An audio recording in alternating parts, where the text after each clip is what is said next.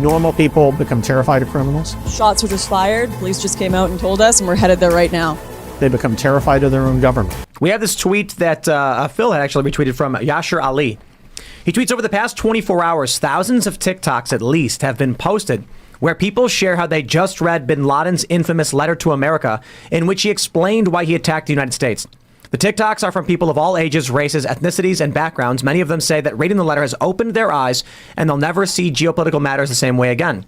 Many of them, and I've watched a lot, say it has made them reevaluate their perspective on how what is often labeled as terrorism can be a legitimate form of resistance to a hostile power. This is not limited to TikTok. Similar videos have been posted on other social media platforms.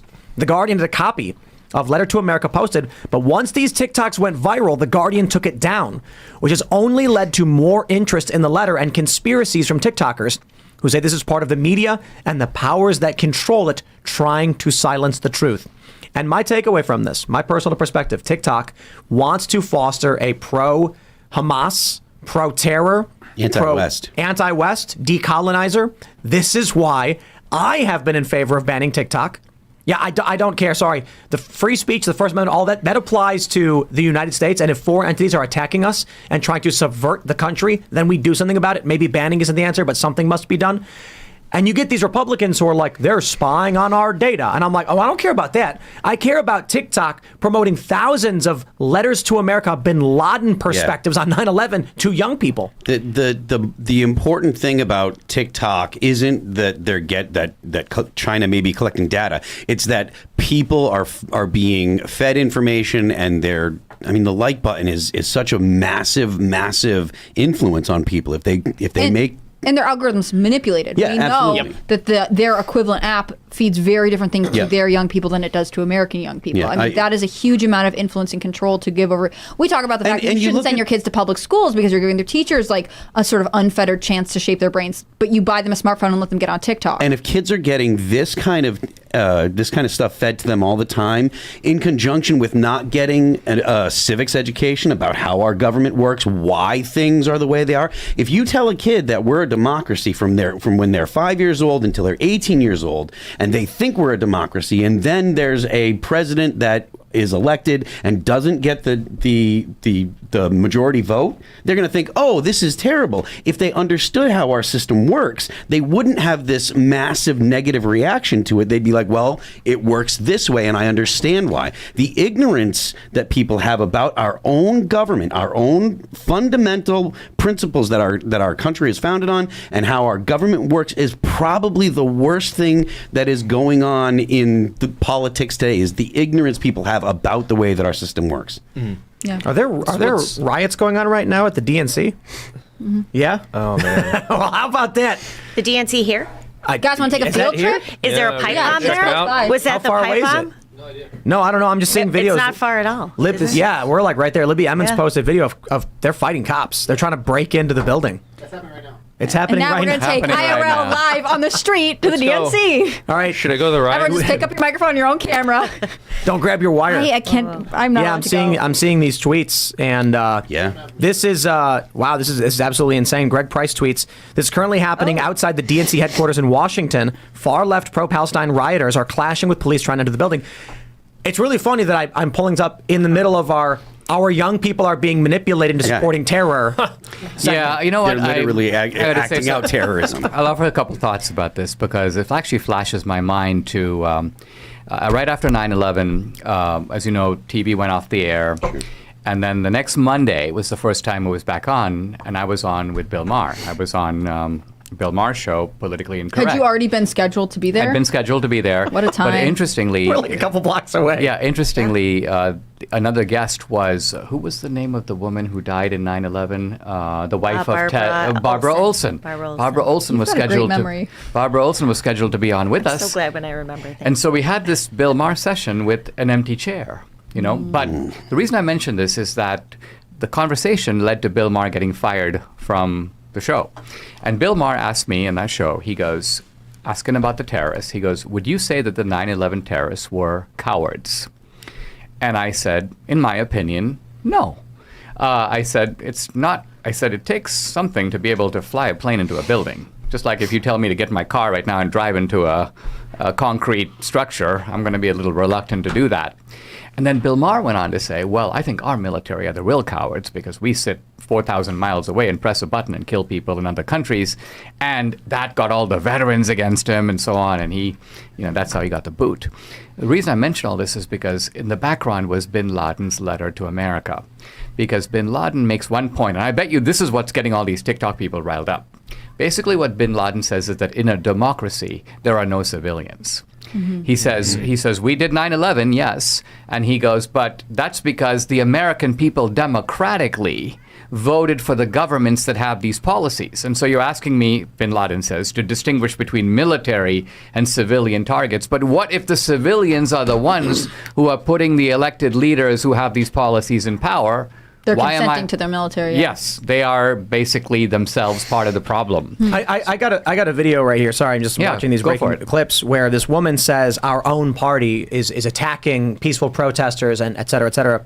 I can't see how Democrats are going to be able to win next year. The Democrats that think that the protesters are in their party are having a wake-up call, and this is something that I've mentioned on the show a lot.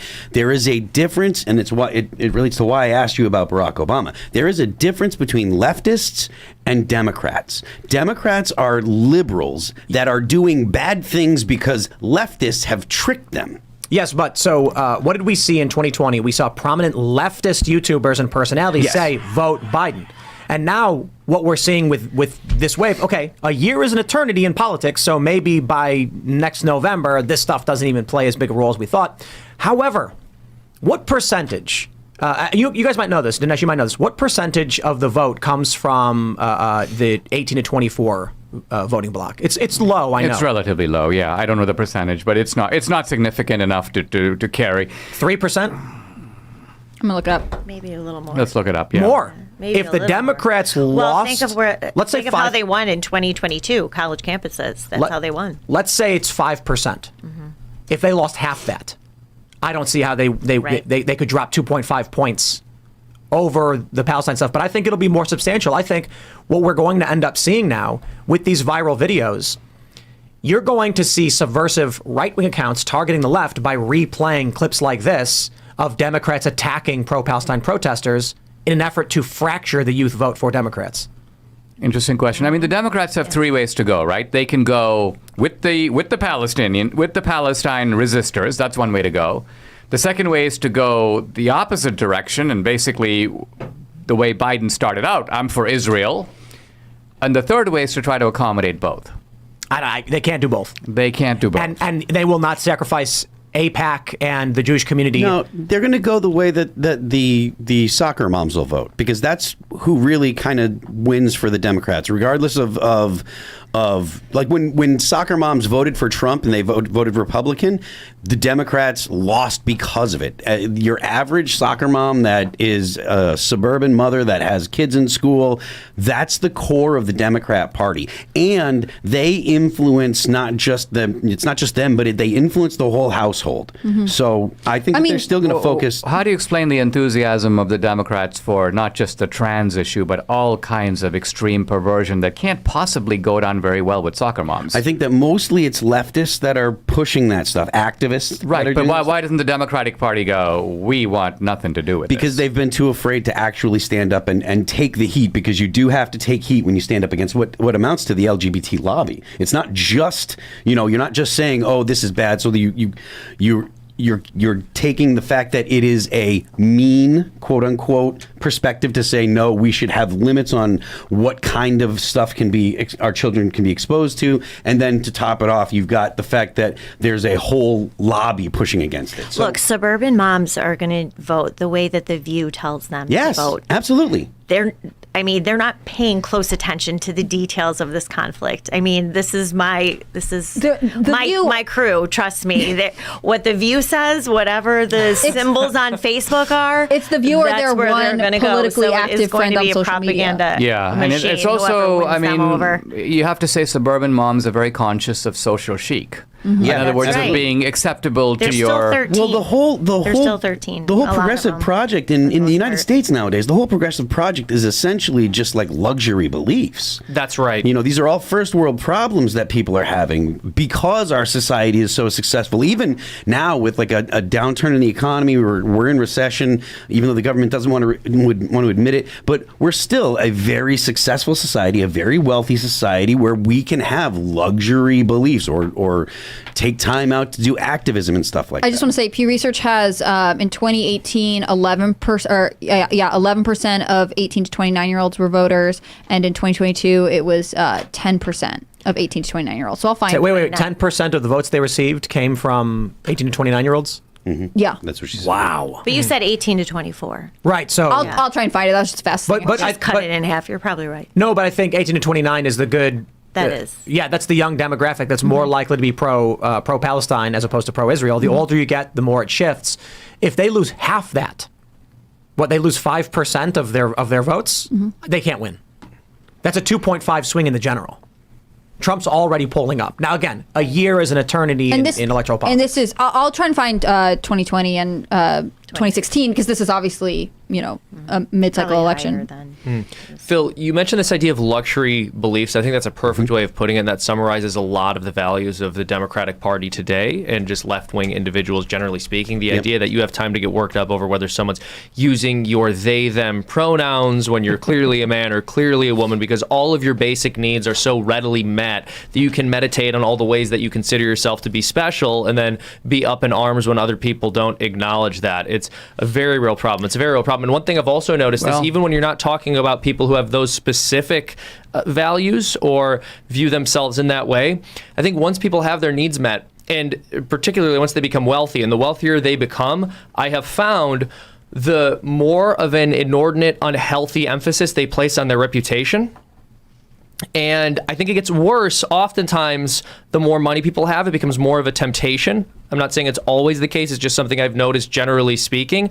And so once your country becomes very affluent, I think this stuff really starts to seep in. It's the typical good times create weak men scenario. You were going to say something? Yeah. I think the other element of it is the reemergence of a kind of aristocratic sensibility. So the aristocratic sensibility is I'm riding my horse, and here's a peasant, and he's saying something annoying, and my natural attitude is, shut up, peasant. You shouldn't be able to speak, right? So there's an authoritarianism there which arises out of the idea that I am a superior human being and an inferior creature has deigned to challenge me. This is like unacceptable on principle, right? So I think that, because think about it, you could, if it is true that we have these luxury beliefs, you don't need a police state. You could let the Republicans do what they want. No reason to shut them down. No reason to put Dinesh in prison. No reason, because you got the media, you got education, you got Hollywood, you've got all the big megaphones of the culture. You should be able to beat Trump. But yet they're like, the peasants. Yep. The peasants are not listening to us. That's exactly right. We've got to censor them. I think that's exactly right. And the last time I was on the show, I mentioned something similar, which is that the reason they have to resort to using the legal system is because people no longer trust the media. If they could enforce their hegemony just by saying the acceptable perspectives on television and having people believe them, they would not have locked you up. They would not be threatening and pursuing legal action against Donald Trump and the people surrounding him. They would just assassinate their character in the media. Thanks for watching this clip from the Timcast IRL podcast. Hang out with us live Monday through Friday at 8 p.m. and become a member over at timcast.com for uncensored, members-only shows exclusive. Thanks for hanging out, and we'll see you all next time.